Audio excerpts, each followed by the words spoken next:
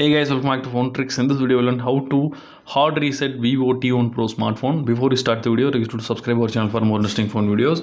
So now I'll turn off the phone. So after turning off, you need to press volume up and power key at a time. So press and hold the volume up and power key and hold for a few seconds. Now the phone enter into the fast boot mode. You need to choose recovery mode from here. In this stage, the touch screen is not working. You need to choose by volume down button. Then click the power button to enter. Now the phone entered into the recovery mode. Wait for a few seconds. Now you can use the touch screen. I will click on the clear data.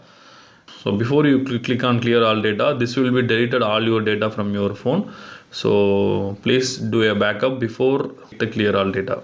Now click the clear all data, then click OK. Now the phone data is clearing now. Now all data cleared successfully. Click the return button. Now click this icon. Now we need to choose restart. Then click OK.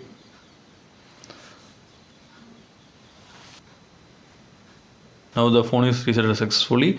Now it's looking like a new phone. So that's all guys. I hope this video is very useful to you. If you like this video, hit thumbs up. See you next video. Bye bye.